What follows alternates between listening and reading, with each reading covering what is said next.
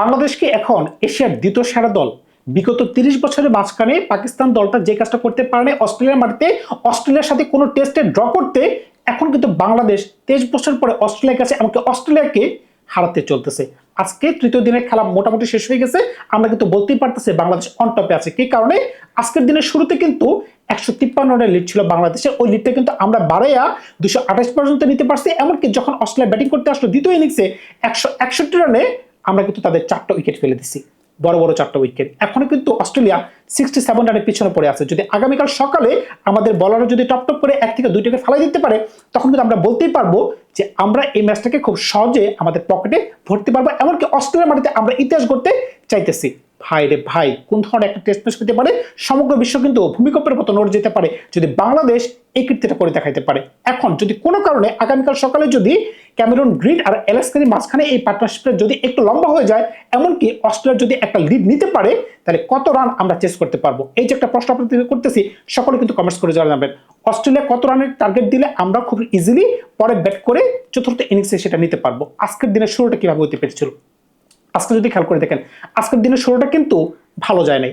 বিশেষ করে আম্পায়ার এমন একটা সিদ্ধান্ত দিয়েছিল মেহেদি মিরাজকে, আমি দেখে তো হতবাক হয়ে গেছি। তিনি আউট দিয়ে দিচ্ছেন একটা এলবিডব্লিউ, লেগ স্টেম্পের ইজি বাইরে বল দেখা যাচ্ছে খালি চোখে, কিন্তু আম্পায়ার সহজভাবে আঙ্গুল তুলে দিচ্ছেন। কারণটা কি? তারা চায় না বাংলাদেশ জিতুক। এমনকি প্যাট কামিন্স বলেন, মিচেল স্টার্ক বলেন, এমন ভাই বল করতেছিল প্রত্যেকটা বলের জন্য গলা বরাবর আসতেছে, আনপ্লেবল ডেলিভারি। সকালের দিকে কিন্তু অস্ট্রেলিয়ান বলাররা একদম ঝড় গতিতে বল করছে। যখন আমাদের একটা উইকেট পড়ে গেল, হাসান মাহমুদ এরপর যখন তাইজুল আসলো, তাইজুলকে প্রত্যেকটা বল যেন গলা বরাবর দিচ্ছে, কিন্তু তাইজুল কিন্তু ছেড়ে দেয় নাই। তিনি কিন্তু ক্যামেরন গ্রিনকে এমন একটা ছক্কা মারছেন পিছনের দিকে, মারাত্মক মানে মারাত্মক। ভাই রে ভাই, আমাদের প্রত্যেকটা রান যেন খুবই ক্রুশাল। ১৯৩ থেকে ১৫৩ থেকে যখন আমরা ২২৮ করতে পারলাম, আমাদের কাছে মনে হচ্ছে যে আমরা অন টপে আছি। সত্যিকার আমরা অন টপে ছিলাম, কিন্তু যখনই অস্ট্রেলিয়া ব্যাটিং করতে আসলো, তখন আমাদের মনে হচ্ছে আসলে আমরা অন টপ। যখন হাসান মাহমুদ নতুন বলটাকে তুলে নিলেন, এমনকি প্রথম ওভারে কিন্তু জ্যাক ওয়েদারল্যান্ডকে বোল্ড আউট করে দিলেন। কিন্তু ভাই ওই বলটা কিন্তু এতটা ইজি ছিল না। আপনি যদি খেয়াল করে দেখেন, জ্যাক ওয়েদারল্যান্ড যেভাবে যে পজিশনে ব্যাট নিয়ে দাঁড়াচ্ছিলেন, মনে হচ্ছিল তিনি খুব দৃঢ়ভাবে আসেন, এমনকি বলটাকে খুব সুন্দর মতো দেখতেছেন, কিন্তু বলটা বাউন্স খায় নাই, এমনকি বলটা একটু ভিতরের দিকে ঢুকে গেছে, তার কিছুই করার ছিল না, ইনসাইডেড হয়ে গেছে, এমনকি তার স্ট্যাম্প উড়ে গেছে। ও মাই গড, আমরা সবাই চেয়ার থেকে উঠে দাঁড়ায় গেছি। হাসান মাহমুদ, তুমি কল্লাটাকে ভাই, তখনই যেন মনে হচ্ছিল যে বাংলাদেশ জয়ের খুব কাছাকাছি চলে গেছে। কিন্তু যখনই আমরা ট্রাভাল সেটের মতো বড় একটা উইকেট আবার হাসান মাহমুদ ঠিক একই বলে নিতে পারলো, ঠিক যেন সেম বল, কপি পেস্ট বল, একই বলার হাসান মাহমুদ, এমনকি একই লেন্থের বল যে উদ্দালার যেভাবে আউট হতে পারছিল, এমনকি একইভাবে তিনিও আউট হয়ে গেলেন। ভাই রে ভাই, হাসান মাহমুদ আজকে কোন ধরনের বোলিং করতে পারছে, কিন্তু যখন তাইজুল আজকে একটা দুর্দান্ত ব্রেক ধরাতে পারলেন, অনেকে কিন্তু প্রশ্ন করেছিলেন যে তাইজুলকে কেন না হয়েছে। মানুষ লাভসানে কিন্তু মনে পড়ে গিয়েছিল গতকালের স্মৃতি। তিনি কিন্তু আপ্রাণ চেষ্টা করেছিলেন গতকাল ওই বলটাকে, আবাদতের বলটাকে সুন্দর মতো ব্লক করার জন্য, কিন্তু তিনি কোনোভাবে আটকাতে পারলেন না। সেই স্মৃতি থেকে কিন্তু আজকে প্রত্যেকটা বলে জন্য তিনি খুব সুন্দর মতো সলিড ডিফেন্স করতেছেন। কিন্তু আজকে তাইজুল যে একটা বল করেছেন, আনপ্লেবল একটা ডেলিভারি, এমনকি ওই বলটাতে যে একটা পেস বাড়তে ছিল, এমনকি একটা ইয়র্কার লেন্থে ছিল, কোনো মতে কিন্তু তিনি বলটাকে আটকাতে পারলেন না, তার স্ট্যাম্প উড়ে গেল। তখন কিন্তু আমরা আনন্দে আত্মহারা হয়ে গেছি। কারণটা কি? ৭৫ রানের মাঝখানে ৩টা উইকেট পড়ে গেছে। যখন আমাদের লাস্ট উইকেটটা আমরা ফেলাইতে পারলাম, কাকে ফেলাইতে পারলাম? স্টিভ স্মিথকে। ভাই ওই একটা উইকেট আমাদের জন্য গিফট ছিল। কারণটা কি? তিনি কিন্তু লেগ সাইডে খুবই স্ট্রং, একজন অফব্রেক বলার বল করতেছে, আর উনি কি করতেছেন? লেগ স্টেপের বাইরে এই বলটাকে খেলার চেষ্টা করতেছেন, একটা টপেজ না, একদম ব্যাটের প্যাটে লেগে সুন্দর করে একটা ইজি ক্যাচ যখন মেহেদি মিরাজ ধরতে পারলো, তখন কিন্তু মনে হচ্ছে জয় আমাদের সন্নিকটে। কিন্তু একটা পার্টনারশিপ কিন্তু তাদের মাঝখানে হয়ে যাচ্ছে, এটা একটু আমাদের জন্য চিন্তার বিষয়। কারণ কি? আমরা কিন্তু সকলেই জানি চতুর্থ ইনিংসে ব্যাট করা যে কোনো কন্ডিশন একটু টাফ হয়ে থাকে। যদি আগামীকাল সকালে তারা যদি একটা ভালো পার্টনারশিপ করতে পারে, তখন কিন্তু বাংলাদেশের জন্য একটা বিপদ হতে পারে। কেন তারা পার্টনারশিপ করতে পারবে? এই প্রশ্নটাকে একবার চিন্তা করতে পারছেন? বলটা কিন্তু 53 ওভারে একটা পুরাতন বল। আজকে কিন্তু এই বলটা দিয়ে তারা 53 ওভার খেলতে পারছে। এই বলটা কিন্তু আগামীকাল সকালবেলা 2-4 ওভার একটু মুভমেন্ট করতে পারে, এরপরে অস্ট্রেলিয়া কিন্তু রানের জন্য যাবে। এই বলটা কিন্তু ওই ধরনের সুইং হবে না, ওই ধরনের কার্ভ হবে না। স্পিন যদি একটু হয় তাহলে হবে, এছাড়া পেস বলাররা কিন্তু ওই ধরনের কোনো সহযোগিতা পাবে না।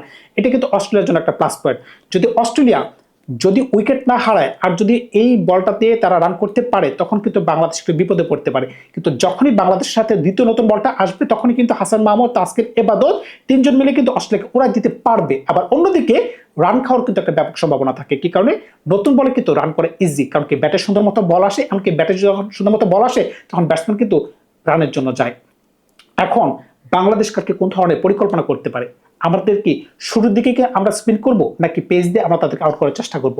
ভাই সেটা বলা যাচ্ছে না, কন্ডিশন আসলে বুঝতে হবে যে আমাদেরকে কোন ধরনের রান করতে হবে। বাংলাদেশের জন্য সবচেয়ে গর্বের মুহূর্ত আজকে কোনটা ছিল জানেন? ব্যক্তিগতভাবে আমার কাছে ছিল যখন আজকে আমরা লাঞ্চে গেলাম, 470 রান, আমাদের উইকেট পড়ছে 2টা, তাও আমাদের 8 উইকেট পড়ছে, কিন্তু ভালো কথা, কিন্তু আমরা লাঞ্চের মাঝখানে আউট হয়ে নাই, যেটা অস্ট্রেলিয়া চিন্তা করতে পারে নাই। সুতরাং বুঝতেই পারতেছেন আমরা কিন্তু ভালো ফাইট ব্যাক দিচ্ছি। প্রত্যেকটা ব্যাটসম্যান এমন করে ফাইট ব্যাক দিচ্ছে, বিশেষ করে মেহেদী হাসান মিরাজ যেভাবে তিনি ব্যাটিং করে গেছেন, এক প্রান্ত আগলে ধরে রেখে লাস্টের দিকে ট্যালেন্টকে নিয়ে তিনি কিন্তু দুর্দান্ত একটা 60 রান করতে পারছেন। আমার কাছে এক পর্যায়ে মনে হচ্ছিল তিনি যদি আরেকটু খেলতে পারতেন, আজকেও তিনি একটা সেঞ্চুরি করতে পারতেন। তিনি লাঞ্চের আগের বলে যে একটা ছক্কা মারতে পারছেন, দুর্দান্ত, মানে দুর্দান্ত। প্রত্যেকজনের কন্ট্রিবিউশন আছে। আপনি তাসকিন বলেন, তাসকিনের কন্ট্রিবিউশন আছে, ব্যাটিং এর কথা বলতেছি। আপনি হাসান মাহমুদের কথা বলেন, তিনি এতগুলা বল খেলতে পারছেন, এমনকি 20-30 রান করতে পারছেন, এটা অনেক ক্যাপেবল ছিল। এমনকি এবাদত, নেথান ল্যান্ডকে যে একটা ছক্কা মারতে পারছেন, প্রত্যেকজনের কন্ট্রিবিউশন আছে। যদি বাংলাদেশ আজকে ম্যাচটা জয়লাভ করতে পারে, তখন কিন্তু বলতে হবে যে সকলের কন্ট্রিবিউশনের কারণে কিন্তু বাংলাদেশের এই জয়টা কিন্তু অর্জিত হয়েছে। আজকের দিনের সেরা দুইটা মুহূর্ত যদি আপনি বের করতে চান, একটা হচ্ছে আমরা যখন লাঞ্চে গেলাম, আর একটা মুহূর্ত হচ্ছে আমরা যখন মানস লাবসানকে আউট করতে পারলাম। কিন্তু আউট করার আগে কিন্তু তিনি কিন্তু একদম বদ্ধপরিকর ছিলেন যে তিনি আজকে গতকালের ভুলগুলো তিনি করবেন না। গতকালকে তিনি যে একটা আনপ্লেয়েবল ডেলিভারিতে আউট হয়ে গেছেন, তিনি কিন্তু ওই ধরনের বলকে আজকেও খুঁজছিলেন। এই জন্য প্রত্যেকটা বলকে তিনি এমনভাবে ডিফেন্স করে যাচ্ছেন যেন তার ব্যাটে প্রত্যেকটা বল একদম মিডল পর্যন্ত লাগতেছিল।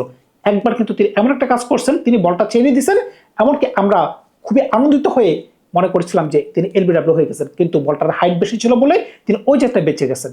কিন্তু প্রত্যেকটা বার তার শট দেখে এমনই মনে হচ্ছে তিনি বাংলা ঠ্যাক দিচ্ছেন। ভাই রে ভাই, তিনি কিন্তু একদম মাটি কামড়ে আগলে ধরে রেখেছেন, কিন্তু তাই যদি উইকেটে না বলাতে পারতেন, তাহলে কিন্তু আমরা বিপদে পড়তে পারতাম। কিন্তু সবচেয়ে বড় কথা হচ্ছে আজকে কিন্তু একটা উইকেট কিন্তু আমরা গিফট পেয়ে গেছি, সেটা নাম হচ্ছে স্টিভ স্মিথ। তিনি কিন্তু দুর্দান্ত ছন্দে ছিলেন, 44 তিনি রান করতে পারছেন। কিন্তু তিনি যদি আজকে খেলতে পারতেন, যদি ক্যামেরন গ্রিনের সাথে এই উইকেটটা থাকতে পারতো, তাহলে কিন্তু আমরা চিন্তায় পড়ে যেতাম কি কারণে, যে আগামীকালকে স্মিথ একটা বড় সেঞ্চুরি করতে পারতেন। কারণ কি, আমরা সকলে জানি স্মিথ টেস্টের অন্যতম সেরা ব্যাটসম্যান সমগ্র বিশ্বের। সুতরাং বুঝতেই পারতেছেন এখানে বাংলাদেশের একটু স্বস্তি থাকতে পারে।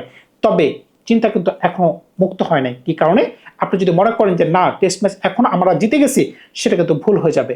যদি 100 থেকে 150 রানের লিড তারা নিতে পারে, তখন কিন্তু আমাদেরকে আবার ব্যাট করা লাগতে পারে। আমরা চতুর্থ ইনিংসে কোন ধরনের ব্যাট করতে পারবো, সেটা কিন্তু আমরা কেউ বলতে পারতেছে না। আজকে আপনি যত কথাই বলেন যে আজকে প্যাট কামিন্স, মিচেল স্টার্ক তারা উইকেট নিতে পারে না, কিন্তু চতুর্থ ইনিংসে যে তারা নিতে পারবে না, সেটার কিন্তু গ্যারান্টি কিন্তু আপনি দিতে পারবেন না। এই কারণে কিন্তু কালকে যত তাড়াতাড়ি আমরা তাদেরকে আউট করতে পারবো, এমনকি যত তাড়াতাড়ি আমরা ব্যাট করে ক্লোজ করে দিতে পারবো, যদি আমাদের ব্যাটিং এর প্রয়োজন হয়, সেটা কিন্তু আমাদের জন্য মঙ্গলকারী হবে। আর যদি কোনো কারণে কালকে আমাদের উইকেট বা তাদের উইকেট যদি আমরা না নিতে পারি, তখন কিন্তু বাংলাদেশ একটু গর্তে পড়ে যেতে পারে।